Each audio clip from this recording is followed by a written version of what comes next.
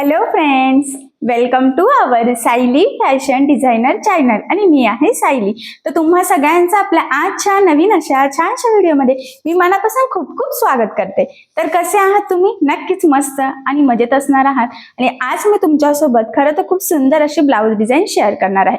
Actually ही जी काही blouse design आहे त्याची मी तुम्हाला संपूर्ण कटिंग आणि स्टिचिंग अतिशय सावकाश स्टेप बाय स्टेप आणि खूप काही महत्त्वाच्या फिनिशिंगच्या टिप्स अँड ट्रिक्स सांगणार आहे, जेणेकरून तुम्हाला आपला आजचा हा व्हिडिओ बघून अशी छानशी ब्लाऊज डिझाईन सहजच बनवता यावी यासाठी. त्याचबरोबर सगळ्यात महत्त्वाचं म्हणजे ही ब्लाऊज डिझाईन इतकी सुंदर आहे की यामुळे नक्कीच आपल्या साडीला आणि ब्लाऊजला खूप सुंदर असे लुक येईल. कारण असंही कस्टमरची रिक्वायरमेंट असते की त्यांना नवीन डिझाईनची आयडिया हवी असते आणि अशा वेळेस आपल्याला सुद्धा सुचत नाही की कस्टमरला नवीन डिझाईनची आयडिया कशी द्यावी. सो ह्या डिझाईनची आयडिया तुम्ही तुमच्या कस्टमरला नक्कीच देऊ शकता. ठीक आहे, सो चला मग वेळ न घालवता आपण आपल्या आजच्या छानशा व्हिडिओला सुरुवात करूयात. आणि हा व्हिडिओ तुम्ही स्किप न करता पूर्ण नक्की बघा, जेणेकरून तुम्हाला आपला आजचा हा व्हिडिओ बघून अशी छानशी लेटेस्ट ट्रेंडिंग न्यू लुक मधली ब्लाऊज डिझाईन बनवणं खूपच सोपं जाणार आहे. कारण मी जेवढं शक्य आहे तेवढ्या साध्या आणि सोप्या पद्धतीने तुम्हाला सांगण्याचा प्रयत्न करणार आहे. ठीक आहे, सो चला मग आता आपण स्टार्ट करूयात. तर हे बघा, इथे तुम्ही बघू शकतात की हा आहे ब्लाऊज पीस. खरं खूप छान असा ब्लाऊज पीस आहे, कलरही मस्त आहे आणि कॉपर गोल्डन वर्क आहे त्यावर. त्याचबरोबर इथे अस्तर आणि मेन फॅब्रिक असं दोन्हींचा बॅक पार्ट आपण इथे ऑलरेडी कटिंग करून घेतला आहे. आणि सगळ्यात आधी आता याचं मेजरमेंट कसं आहे ते मी तुम्हाला सांगते, म्हणजे तुम्हाला तुमच्या मापानुसार ह्या डिझाईनसाठी कशा पद्धतीने कटिंग स्टिचिंग करावी हे सहजच लक्षात यावं यासाठी. तर बघा, मग इथे ब्लाऊजची उंची आहे 13, 1 इंच मार्जिन असं आपण टोटल 14 इंचाला मार्किंग करून घेतलेली आहे. त्यानंतर वरच्या साईडला टाकलेला आहे शोल्डर. तर इथे शोल्डर आपण घेतलेला आहे 7 इंच, कारण हा बोटनेक ब्लाऊजचा बॅक पार्ट आहे. आणि 4 इंच गळारुंदीची मार्किंग सुद्धा आपण इथे ऑलरेडी करून घेतलेली आहे. त्यानंतर इथून घ्यायचा आहे आपल्याला मुंडा, तर तो सुद्धा आपण 7 इंच घेतला. क्रॉसमध्ये 1ला मार्किंग करून बॅक साईडच्या मुंड्याचा शेप सुद्धा दिलेला आहे. त्यानंतर इथून छातीचा चौथा भाग अधिक 1.5 इंच किंवा 2 इंच मार्जिन तुम्ही घेऊ शकतात. तर 8.5 अधिक 1.5 असं टोटल 10 इंचाला मार्किंग करून हा बॅक पार्ट आपण इथे ऑलरेडी कटिंग करून घेतला आहे. आणि आता सगळ्यात आधी गळ्याची जी काही मार्किंग आहे तर ती आपल्याला अस्तरच्या बॅक पार्टवर करायची आहे. तर बघा, मग इथे 3 इंचाला मार्किंग केलेली आहे. त्यानंतर आडवं गळा रुंदी 4 इंचाची सुद्धा मार्किंग करून घ्यायची आहे. त्याचबरोबर आता वरचा जो काही गळा आहे त्याच्या खाली सुद्धा आपल्याला 1 इंचाला मार्किंग करायची आहे. जर तुम्हाला 1.5 किंवा 2 इंचाचा डिस्टन्स घ्यायचा असेल तर तुम्ही नक्कीच घेऊ शकतात. त्यानंतर तिथून खाली 7 किंवा 7.5ला मार्किंग करायची. तर मी 7 इंचाला मार्किंग करून घेतलेली आहे. सो बघा, मग इथून आता पट्टीच्या सहाय्याने हे पॉईंट जॉईन करून इथे आपल्याला एक बॉक्स तयार करायचा आहे. ही आपली बेसिक स्टेप आहे. म्हणजे तुमचा गळा बोटनेक मध्ये कुठलाही असो, कसाही शेप असो, सगळ्यात आधी ह्या पद्धतीने 2 बॉक्स तयार करायचे असतात, एक वरच्या साईडला आणि एक खालच्या साईडला. आणि बघा, 4 इंच गळारुंदीची मार्किंग सुद्धा प्रत्येक पॉइंटला करून घ्यायची. आणि बघा, मग या पद्धतीने हे पॉइंट आपण इथे जोडून घेतलेले आहे. अगदी व्यवस्थित एकसारखेच जोडायचे आहे, म्हणजे फिनिशिंग फिटिंगचा प्रॉब्लेम राहायला नको. आता अशा पद्धतीने हे 2 बॉक्स तयार झाल्यानंतर वरच्या साईडला आपल्याला गोल गळ्याची सिंपल मार्किंग करायची आहे. सो बघा, मग इथे आपण गोल गळ्याची मार्किंग करून घेतलेली आहे. आता यानंतर खालचा जो काही शेप आहे तर तो आपल्याला ड्रॉ करायचा आहे. तर सध्या ना बोटनेक ब्लाऊजचा खूप ट्रेंड चालू आहे आणि त्यामध्ये त्याचे शेप बनवून कंटाळा येतो, वेगळा शेप बनवायचा असतो. तर आज जी काही डिझाईन मी तुमच्यासोबत शेअर करत आहे तर ती तुम्ही नक्कीच बनवू शकतात. बघा, अगदी सावकाश मी तुम्हाला सांगत आहे की कशा पद्धतीने हा शेप इथे ड्रॉ करायचा आहे. आणि यापेक्षा जास्त डीप जर तुम्हाला हवा असेल तर तुम्ही नक्कीच घेऊ शकतात, काहीच प्रॉब्लेम नाही. ठीक आहे, तर बघा, मग ही मार्किंग मी थोडीशी डार्क करते, जेणेकरून तुम्हाला व्हिडिओमधून सहज लक्षात येईल की आपला फायनल शेप कसा आहे ते. आणि बघा, मग अशा पद्धतीने ही मार्किंग आपली इथे झालेली आहे. खरं तर कसं आहे ना, बोटनेक ब्लाऊज मध्ये जर मधला शेप असेल ना तर आपण बऱ्याचदा कॅनव्हास पेपर लावूनच बनवत असतो. सो इथे सुद्धा आपल्याला कॅनव्हास पेपर युजच करायचा आहे. सगळ्यात आधी वरचा जो काही गळा आहे तर तो सिम्पली मी इथे कट करून घेतला, कारण वरती आपल्याला कॅनव्हास पेपर यूज करण्याची काहीही गरज नाहीये. आता बघा, ज्या वेळेस आपण ब्लाऊजला डिझाईन बनवतो अशा वेळेस आपल्याला कॅनव्हास पेपर जो असतो ना तर तो पेपर कॅनव्हास यूज करायचा असतो. सो बघा, मग मी ते पेपर कॅनव्हास घेतला, तर तो आपल्याला ह्या पद्धतीने सगळ्यात आधी डबल फोल्ड करून घ्यायचा आहे. आणि मग त्यानंतर बंद बाजूच्या साईडने बरोबर ह्या पद्धतीने ठेवायचं आहे. आणि बघा, वरच्या साईडला आपल्याला गळ्याची फेंट मार्किंग दिसते, तर ती फक्त आपल्याला इथे डार्क करून घ्यायची आहे. ठीक आहे, आता हीच मार्किंग आपल्याला कॅनव्हास पेपरच्या दुसऱ्या साईडला सुद्धा फेनफेन दिसते, तर तिथे सुद्धा आपल्याला मार्क करायची आहे, जेणेकरून काय होतं ह्या स्टेपने की आपला गळा सेंटरपासून दोन्ही साईडने अगदी परफेक्ट असा सेम येतो. सो बघा मग फायनली आपली कॅनव्हास पेपरवर इथे गळ्याची मार्किंग झालेली आहे. आता कडेने साधारणतः 1 इंच एवढं मार्जिन ठेवत आपल्याला कटिंग करून घ्यायची आहे. सो बघा मग फायनली आपला कॅनव्हास पेपर कट झालेला आहे. अस्तर आणि मेन फॅब्रिक सुद्धा कटिंग झालेला आहे. सो आता आपण स्टिच करायला सुरुवात करूयात. तर सगळ्यात आधी आपल्याला अस्तर आणि मेन फॅब्रिक एकमेकाला जोडून घ्यावं लागेल. त्यासाठी मेन फॅब्रिकचा बॅक पार्ट सरळ ठेवायचा, त्यानंतर त्यावर आपण कटिंग केलेला अस्तरचा पार्ट ठेवायचा आहे. बघा सेंटरला एक पिन लावली आणि गळ्याच्या वरच्या साईडने आपल्याला साधारणतः पाव इंच असं एकसारखं मार्जिन ठेवत सिंपल अशी टीप मारून घ्यायची आहे. टीप मारताना मार्जिन अजिबातच कमी जास्त होणार नाही याची आपल्याला काळजी घ्यायची आहे, कारण आता आपण जशी टीप मारणार आहोत तसंच आपल्या गळ्याचा शेप येणार आहे. आता वरच्या गळ्याला टीप मारल्यानंतर लगेचच आपण कमरेच्या साईडला साधारणतः अर्धा इंच एवढं एकसारखं मार्जिन ठेवत टीप मारून घेऊयात. या स्टेपने काय होतं की वरचा गळा आणि खालचा कमरेचा पार्ट दोन्हीही आपल्या सोबतच फिनिशिंग सहित रेडी होतं आणि इथे कुठेही आपल्याला गळापट्टी किंवा कमरपट्टी लावण्याची गरज पडत नाही. यानंतर गळ्याच्या मधलं आणि कमरेच्या साईडला जे काही एक्स्ट्राचं मेन फॅब्रिक म्हणजेच ब्लाऊज पीसचा कपडा आहे तर तो कटिंग करून घ्यायचा आणि गळ्याला द्यायचे आहे छोटे छोटे कट्स, जेणेकरून ज्यावेळेस आपण हा बॅक पार्ट सरळ करू तर तो प्रॉपर परफेक्ट फिनिशिंग सहित सरळ व्हावा, त्यासाठी ही स्टेप खूपच इम्पॉर्टंट आहे. आणि मग अशा पद्धतीने हा बॅक पार्ट सरळ करायचा. आता हा सरळ केल्यानंतर गळ्याच्या साईडला कमरेच्या साईडला अगदी व्यवस्थित सेट करायचा आणि मग सगळ्यात आधी गळ्याच्या साईडला द्यायची आहे आपल्याला दाबटीप. सो बघा मग आता इथे दाबटीप देताना आपल्याला काळजी घ्यायची आहे की जो काही आपला आतला अस्तरचा कपडा आहे तर तो वरती दिसणार नाही, जेणेकरून आपली फिनिशिंग बिघडायला नको. सो फिनिशिंगसाठी खूपच महत्त्वाची टिप्स आहे, तर ही तुम्ही आवर्जून फॉलो करायची. आता यानंतर कमरेच्या साईडला सुद्धा आपण दाबटीप देऊन घेऊयात आणि इथे सुद्धा दाबटीप देताना जो काही आपला आतला अस्तरचा कपडा आहे तर तो वरती दिसणार नाही याची काळजी घ्यायची. आणि एवढंच नाही, ते इथे तुमच्या हेही लक्षात येईल की बघा आपला गळ्याचा पार्ट म्हणजे गळा आणि कमरेचा पार्ट दोन्ही सोबतच फिनिशिंग सहित रेडी होतंय, तेही अगदी कमीत कमी टाइममध्ये आणि सोप्या पद्धतीने, आणि फिनिशिंग सुद्धा प्रॉपर अशी आलेली आहे. आता यानंतर आपल्याला अस्तर आणि मेन फॅब्रिक कडेकडेने या पद्धतीने जोडून घ्यायचं. आता हे जोडताना जेवढं शक्य आहे तेवढं कमीत कमी मार्जिन आपल्याला पकडायचं आहे, कारण हे मार्जिन आपण कॅल्क्युलेट करताना किंवा मार्जिन कटिंग करताना कुठेही ऍड केलेलं नसतं. त्याचबरोबर जोडताना कुठे गोळा होणार नाही, तिरकं जाणार नाही, कुठे फुगा येणार नाही, तर याची सुद्धा आपल्याला काळजी घ्यायची आहे. जोडून झाल्यानंतर जे काही एक्स्ट्राचं मेन फॅब्रिक म्हणजेच ब्लाऊज पीसचा कपडा आहे तर तो आपल्याला इथे कट करून परफेक्ट असा बॅक पार्ट रेडी करून घ्यायचा आहे. कारण तुम्हाला सगळ्यांनाच माहीत आहे अस्तरवर आपण नेहमी परफेक्ट कटिंग करतो, पण ब्लाऊज पीसचा कपडा आपण थोडंसं एक्स्ट्राचं मार्जिन ठेवून कटिंग करत असतो, जेणेकरून स्टिचिंग करताना इझी जावं. सो म्हणूनच खास आठवणीने आपल्याला ह्या पद्धतीने एक्स्ट्राचं कट करायचं. सो बघा मग फायनली आपला हा परफेक्ट असा बॅक पार्ट रेडी झालेला आहे. सो आता आपल्याला मधला शेप रेडी करायचा आहे. त्यासाठी मी सेंटरला एक मार्किंग केली. त्यानंतर आपण जो काही कटिंग केलेला कॅनव्हास पेपर आहे तर त्याला अस्तर लावायचं आहे. सो त्यासाठी बघते मी अस्तर कसं बसतंय आणि ते मी इथे कट करून घेतलेलं आहे. आता सगळ्यात आधी कडेकडेने सिंपल अशी टीप मारायची, जेणेकरून आपला कॅनव्हास पेपर आणि अस्तर एकमेकाला जॉईंट होऊन जाईल. सो बघा एकदम कडेने मारायची आहे ह्या पद्धतीने, ठीक आहे. आता ही टीप मारून झाल्यानंतर एक्स्ट्राचं जे काही अस्तर आहे तर ते कट करायचं, अगदी किंचितसं ठेवायचं आहे, फक्त फोल्डिंग पुरता, जसं व्हिडिओ दिसत आहे सेम त्याच पद्धतीने. त्यानंतर छोटे छोटे कट्स मारायचे अस्तरला, जेणेकरून शेपनुसार आपला अस्तर अगदी व्यवस्थित फोल्ड व्हावं यासाठी.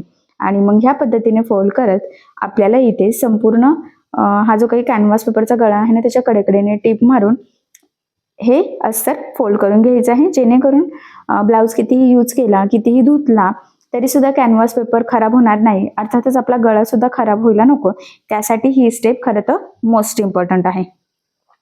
आणि बघा मग आपण अगदी व्यवस्थित सावकाश अस्तर फोल्ड करत करत इथेही टीप मारून घेत आहोत. आणि फायनली आपला हा जो काही कॅनव्हास पेपरचा गळा आहे ना तर हा अस्तर लावून रेडी सुद्धा झालेला आहे, ठीक आहे. आता यानंतर काय करायचं, हा जो काही रेडी झालेला आपला शेप आहे तर तो आपल्याला इथे अटॅच करायचा आहे. सो बघा मग बॅक पार्टचा सेंटर पॉईंट आणि याचा सेंटर पॉईंट मॅच करायचा आणि जी काही आपण गळ्याची मार्किंग केलेली आहे एक्झॅक्टली त्यावरच आपल्याला इथे टीप मारायची आहे. लक्षात राहू द्या, टीप अजिबातच पुढे मागे व्हायला नको, कारण आता आपण जशी टीप मारणार आहोत तसंच आपला गळ्याचा शेप येणार आहे. सो त्यामुळे शेप अगदी व्यवस्थित परफेक्ट येण्यासाठी या जो काही आकार आहे खरं तर, किंवा जी काही मार्किंग सुद्धा म्हणता येईल, त्यावर अगदी व्यवस्थित काळजीपूर्वक आपल्याला टीप मारून घ्यायची आहे. जसा शेप आहे तसंच. थोडा टाइम लागू शकतो, पण फिनिशिंगसाठी हा पॉईंट खूपच इम्पॉर्टंट आहे.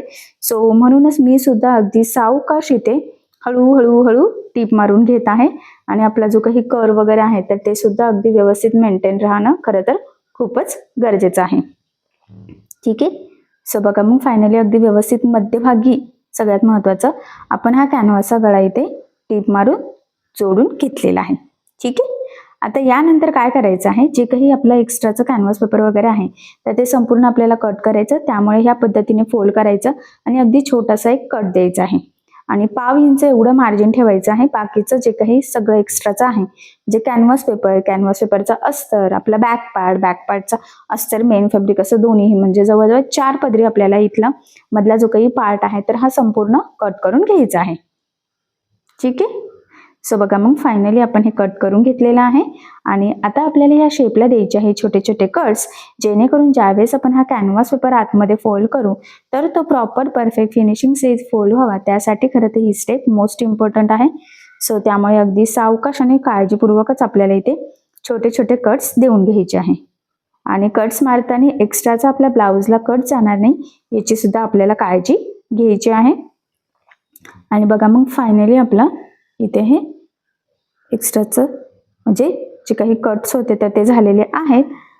आणि मग ह्या पद्धतीने फोल्ड करायचं. खरं तर कानाकोपऱ्यावर सुद्धा अगदी व्यवस्थित काळजीपूर्वक आपल्याला कट्स मारायचे आहे. त्यानंतर हे जे काही 2 साईडचे कोपरे आहेत तर ते ना अलगद कशानेही प्रेस करत करत बाहेर काढायचे आहे. तर इथे मी मशीनसोबत जे स्क्रूड्रायव्हर मिळतं ना ते घेतलेलं आहे. तुम्ही तुमच्या चॉईसनुसार, आवडीनुसार इथे काहीही घेऊ शकता. ठीक आहे. सो बघा, मग अगदी व्यवस्थित अलगद प्रेस करायचं आहे. आणि आता आपल्याला ह्या शेपला द्यायची आहे दाबटीप. सो बघा, मग आता इथे दाबटीप देताना आपल्याला काळजी घ्यायची आहे की जो काही आपला आतला अस्तरचा कपडा आहे म्हणजे कॅनव्हास पेपरचा अस्तरचा, तर तो वरती दिसणार नाही, जेणेकरून आपली गळ्याची फिनिशिंग बिघडायला नको. त्यासाठी ही स्टेप मोस्ट इम्पॉर्टंट आहे. सो अगदी सावकाश आणि काळजीपूर्वक आपल्याला ही स्टेप इथे फॉलो सुद्धा करायची आहे. सो बघा, मग अगदी व्यवस्थित मी इथे दाबटीप देऊन घेत आहे. आणि आपला जो काही शेप आहे तर तो सुद्धा अगदी व्यवस्थित सेट झालेला आहे. बघितल्यावरच लक्षात येते फिनिशिंग वगैरे अगदी व्यवस्थित परफेक्ट आलेली आहे. जसा आपल्याला गळ्याचा आकार हवा होता तसाच तो तयार सुद्धा झालेला आहे. सो ह्या पद्धतीने तुम्ही जर स्टिच केलं तर नक्कीच तुम्हाला सुद्धा परफेक्ट जमेलच. ठीक आहे. सो आय होप सो इथपर्यंत तर तुमच्या लक्षात आलेलं असेल. यानंतर आता इथे आपल्याला एक लेस यूज करायची आहे. खरं तर तुम्ही तुमच्या आवडीनुसार कुठलीही लेस इथे यूज करू शकतात. आणि जर तुम्हाला इथे लेस लावायची नसेल तरी काही प्रॉब्लेम नाही. ऍक्च्युली हे टोटली तुमच्यावर किंवा तुमच्या कस्टमरच्या चॉईसवर डिपेंड आहे. तर बघा, मग मी इथे अगदी छोटीशी छान नाजूकशी कॉपर गोल्डन कलरची लेस घेतलेली आहे. कारण हा जो काही ब्लाऊज आहे तर यावर कॉपर गोल्डन वर्क आहे, काटाही कॉपर गोल्डन आहे. सो त्यामुळे मग त्याला मॅचिंग लेस घेतली. जर तुमच्या ब्लाऊजवर गोल्डन किंवा सिल्वर कलरचं वर्क असेल तर त्यानुसार तुम्ही मॅचिंग इथे लेस यूज करायची आहे. आता सध्या भरपूर शेड सुद्धा आलेले आहे. सो त्यानुसार मग तुम्ही लेस यूज करू शकतात. तर मी सुद्धा इथे मॅचिंग लेस घेतलेली आहे. आता सगळ्यात महत्त्वाचं म्हणजे ह्या लेसला मी बघा इथे दोन्ही साईडने टीप देऊन घेतलेली आहे. आता वरच्या साईडला लेस लावून झाल्यानंतर मध्यभागी जो काही आपला शेप आहे तर तिथे सुद्धा आपल्याला लेस लावायची आहे. खरं तर तुम्हाला ह्या शेपला लेस लावायची नसेल तरी सुद्धा काही प्रॉब्लेम नाही. पण जी लेस आता मी वरती लावलेली आहे तीच लेस ह्या शेपला सुद्धा लावून घेते. इथे सुद्धा लेस लावताना अगदी व्यवस्थित काळजीपूर्वक आपल्याला जो काही आकार आहे त्याच्या कडेकडेने लेस लावायची आहे. आणि जिथे काही कानकोपरे आहेत तिथे क्रॉसमध्ये लेस आपल्याला फोल्ड करून टीप मारायची आहे. कारण बऱ्याचदा काय होतं ना की गळ्याचा आकार असा खूप सुंदर, व्यवस्थित, प्रॉपर, परफेक्ट फिनिशिंग सहित येतो. पण ज्यावेळेस आपण लेस लावतो तर ती आपण योग्य पद्धतीने लावत नाही. आणि त्यामुळे मग आपला संपूर्ण गळ्याचा आकार, फिनिशिंग, लुक सगळंच बिघडतं. सो तसं होऊ देऊ नका. कारण लेस लावून आपल्याला ब्लाऊजला अजून सुंदर असं लुक येऊ द्यायचं असतं खरं तर. त्यामुळेच मग आपण इथे लेस यूज करत असतो. पण बऱ्याचदा थोडीशी घाई गडबड केल्यामुळे काय होतं, लेस योग्य पद्धतीने लागली जात नाही आणि मग फिनिशिंग बिघडते. सो ते लेस लावण्याचा काहीच उपयोग होत नाही. त्या डिझाईनचा पण काही उपयोग होत नाही. सो तसं होऊ नये त्यासाठी अगदी व्यवस्थित, काळजीपूर्वक, सावकाशपणे जिथे कानेकोपरे आहेत तिथे आपली लेस योग्य पद्धतीने फोल्ड करतच इथे आपल्याला ही लेस लावायची आहे. आणि आपण सेंटरपासून सुरुवात केली होती तर तिथे सुद्धा आपल्याला फोल्डिंग पुरता थोडीशी लेस लागणार आहे. सो मग मी तिथे थोडी एक्स्ट्राच ठेवते आणि बाकीची इथे कट करून घेते. किंचितशी बरोबर इथे मी फोल्ड केलेली आहे. आपला आकार व्यवस्थित आहे तसंच राहील याचा विचार करत. आणि मग आता ही लेस लावून झाल्यानंतर ह्या लेसला आपल्याला दुसऱ्या साईडने सुद्धा टीप देऊन घ्यायची आहे. खरं तर हा पॉईंट खूप इम्पॉर्टंट आहे. याचे 2-3 फायदे आहेत. सगळ्यात महत्त्वाचं म्हणजे लेस पॅक लागली जाते, ती वरती तरंगत सुद्धा नाही. त्याहीपेक्षा मोस्ट इम्पॉर्टंट म्हणजे फिनिशिंग सुद्धा खूपच सुंदर येते. सो त्यामुळे तुम्ही सुद्धा आठवणीने लेस तुमची जाड बारीक कशीही असो, शक्य असल्यास दोन्ही साईडनी टीप देऊन घ्यायची. म्हणजे तुम्हाला सुद्धा प्रॉपर परफेक्ट फिनिशिंग सेट लेसही लावता येईल आणि नक्कीच तुमच्या ब्लाऊजची जी काही डिझाईन असेल तर ती खूप सुंदर परफेक्ट तयार होईल आणि नक्कीच डिझाईनमुळे ब्लाऊज खूपच छान असा उठून सुद्धा दिसेल. फायनली बघा किती छान प्रॉपर पद्धतीने आपण ही लेस इथे लावून घेतलेली आहे. आता यानंतर पुढची स्टेप आहे ती म्हणजे आपल्याला इथे बॅक साईडला टक्स टाकायचे आहे. सो बघा मग सेंटरपासून 4.5 आणि उभं 4 इंचाच्या टक्स पॉईंटची मी इथे मार्किंग केली. एक साईडनी केली की सेम त्याच पद्धतीने दुसऱ्या साईडला सुद्धा मार्किंग करून घ्यायची. त्यानंतर जी मार्किंग केलेली आहे एक्झॅक्टली त्यावर ह्या पद्धतीने फोल्ड करत तिरका टक्स आपल्याला इथे टाकायचा आहे. लक्षात राहू द्या टक्सला नेहमी डबल टिप द्यायची. त्याचबरोबर सुरुवातीला आणि शेवटी सुद्धा डबल टिप देऊन लॉक करायचा आहे. एक साईडने टक्स टाकून झाला की सेम त्याच पद्धतीने दुसऱ्या साईडला सुद्धा आपल्याला इथे टक्स टाकून घ्यायचा आहे आणि इथे सुद्धा आपल्याला सुरुवातीला आणि शेवटी डबल टिप देऊन लॉक करायचा आहे. सो बघा मग फायनली दोन्ही साईडने आपण परफेक्ट टक्स टाकलेले आहेत आणि टक्स हा ब्लाऊज मला खूप इम्पॉर्टंट पार्ट आहे कारण त्यामुळे फिनिशिंग आणि फिटिंग दोन्हीही अगदी परफेक्ट येतं. आणि फायनली आपली ही डिझाईन इथे तयार झालेली आहे. सो जवळून मी तुम्हाला लुक दाखवते म्हणजे नक्कीच तुम्हाला आयडिया येईल. ठीक आहे. सो बघा मग फायनली बोटनेक मध्ये आज आपण खूप सुंदर ट्रेंडिंग न्यू लुक मधली ब्लाऊज डिझाईन बनवलेली आहे. कारण आता सध्या बोटनेक ब्लाऊजचं खूप ट्रेंड चालू आहे पण तेच शेप त्याच डिझाईन बनवून कंटाळ येतो आणि कस्टमरचं सुद्धा म्हणणं असतं की तुम्ही नवीन डिझाईनची आयडिया द्या. सो अशा वेळेस आपल्याला कधी कधी सुचतच नाही की नवीन वेगळ्या पद्धतीची डिझाईन कशी बनवावी. तर बोटनेक मध्ये ही डिझाईन तुम्ही नक्कीच बनवू शकतात. खूप वेगळा शेप आहे आणि नक्कीच या छानशा शेपमुळे ह्या डिझाईनमुळे आपला ब्लाऊज खूप सुंदर असा उठून दिसेल आणि नक्कीच ब्लाऊजमुळे साडी सुद्धा कारण की साडीचं संपूर्ण लुक आपल्या ब्लाऊजवर डिपेंड असतं. सो त्यामुळे मग अशा पद्धतीची लेटेस्ट ट्रेंडिंग न्यू लुक मधली ही बोटनेकची डिझाईन तुम्ही नक्की ट्राय करून बघा आणि कस्टमरला सुद्धा ह्या नवीन डिझाईनची आयडिया द्या. आय होप सो तुम्हाला आणि तुमच्या कस्टमरला आपली आजची ही डिझाईन नक्कीच आवडेल. सो त्यामुळे मग तुम्ही नक्की ट्राय करून बघा. ठीक आहे. सो बघा मग फायनली खरं तर किती सुंदर अशी डिझाईन तयार झालेली आहे. बघितल्यावरच लक्षात येते की फिनिशिंग सुद्धा किती सुंदर आलेली आहे. आणि सगळ्यात महत्त्वाचं म्हणजे ह्या डिझाईनची मी तुम्हाला संपूर्ण कटिंग आणि स्टिचिंग अतिशय सावकाश स्टेप बाय स्टेप आणि खूप काही महत्त्वाच्या फिनिशिंगच्या टिप्स अँड ट्रिक्स सांगितलेल्या आहे जेणेकरून तुम्हाला आपला आजचा हा व्हिडिओ बघून फक्त अशी डिझाईन बनवणंच नाही तर ती प्रॉपर परफेक्ट फिनिशिंग सेट कशी बनवावी हे देखील सहजच लक्षात यावं यासाठी. सो ह्या पद्धतीने तुम्ही स्टिच करून बघा आणि जर तुम्हाला यामध्ये काही प्रॉब्लेम येत असेल तर मला कमेंट करून नक्कीच कळवा. मी तुमच्या प्रश्नाचे उत्तर देण्याचा नक्कीच प्रयत्न करेन. ठीक आहे. सो चला मग आता आपण आपला छानसा व्हिडिओ इथेच थांबूयात आणि तुम्हाला आपला आजचा व्हिडिओ कसा वाटला हे मला कमेंट करून नक्की कळवा. त्याचबरोबर आपली डिझाईन आवडली असेल व्हिडिओला लाईक करायला विसरू नका आणि असेच नवनवीन छानसे व्हिडिओज बघण्यासाठी आपल्या सायली फॅशन डिझायनर या चॅनलला सबस्क्राईब करा आणि ज्या वेळेस तुम्ही सबस्क्राईब कराल त्यावेळेस त्यासमोरील बेल आयकॉन ही नक्की प्रेस करा. त्यामुळे काय होईल जेव्हा मी नवीन व्हिडिओज टाकेल त्याचं नोटिफिकेशन तुम्हाला तुमच्या मोबाईलवर येईल. ठीक आहे. सो चला मग भेटूया पुन्हा नवीन अशा छानशा व्हिडिओमध्ये. तोपर्यंत टेक केअर, काळजी घ्या आणि आपला आजचा व्हिडिओ शेवटपर्यंत पूर्ण बघितल्याबद्दल thank you so much. Bye bye.